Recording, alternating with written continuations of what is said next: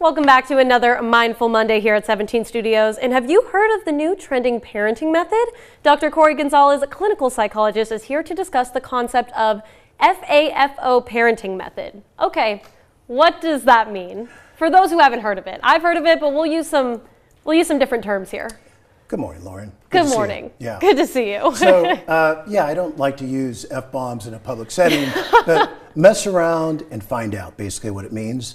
And there's a trend going on. It's not an official term. It's kind of a derivative of an ancient term that we used to call natural consequential parenting. And basically that came around like in the 18th century, and people like Alfred Adler caught onto it. Basically said that children learn better from consequences, not from our lectures, not from micromanaging, not from punishment, but from consequences. So parents are encouraged to allow children to face consequences.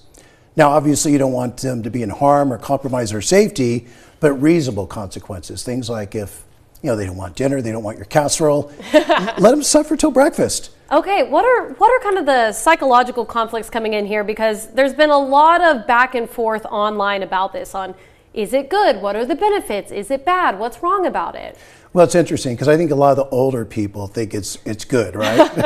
and it's sort of a byproduct of some of the collective Gen Z struggles that there's been that generation about being kind of fragile, not ready to kind of, prolonging adolescence, being risk aversive. So I think a lot of older people and a lot of other people feel that, letting them face consequences is a natural thing in the real world. And you want to prepare them for the real world. And how do you to partake in this? If you're a parent looking to participate and mess around and find out parenting method, what are kind of the things, what are the building blocks here? Well, really, you don't want to neglect your child. Mm-hmm. You want to talk about some, expectations, consequences, possible outcomes, but not in a volatile way. And if they mess up, if they, don't get enough sleep the night before and they're tired, you don't want to put it in their face and break them down and say, I told you so, and be volatile. Just be clear. Have a dialogue with them. Allow them a little bit of rope to figure things out on their own. If they miss the bus, maybe they have to walk to school. Maybe they'll learn from this. And there's a lot of people that believe that learning from consequences is more effective. So you don't neglect your child. You address and talk to your child about these things. You follow up with your child, and you don't let them get in harm's way. So there's really some boundaries and rules to this. But the research shows in this kind of approach that a lot of times children will learn more about, cause and effect. They'll learn better problem-solving skills, critical thinking. They'll be more resilient and more independent. It is also an important part of this approach, the 7-7-7 law, which says that your first 7 years with a kid, you really want to teach them, emphasize playing and socializing. The second 7 years, from 7 to 14, to teach. And then the last 7, the 14 through 21, guide them. You want to be prepared for the real world, so you want to guide them more.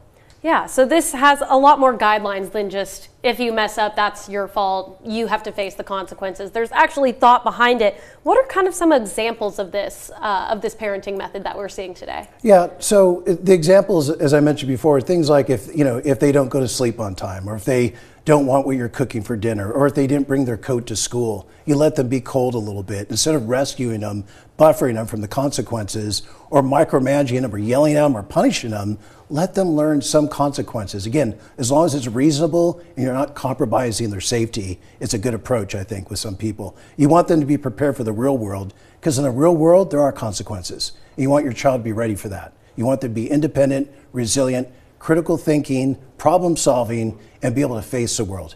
And why do you think this is coming back? I mean, you said this was like an ancient parenting method that's now just resurfaced. What caused the resurgence? I think there's been a little sort of rejection of sort of the gentle parenting approach.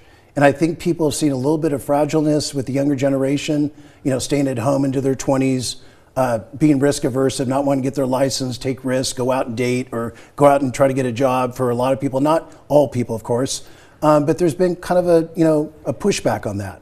And again, mostly for older people, right? They say, I was brought up this way and it helped me. It didn't hurt me at all.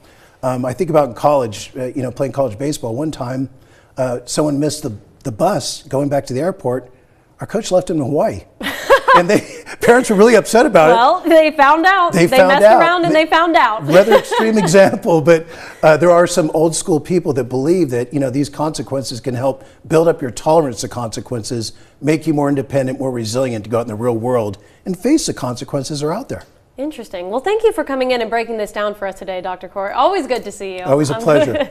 I'm glad we got to talk about this today. Absolutely. All right, we'll be right back with more news coming up.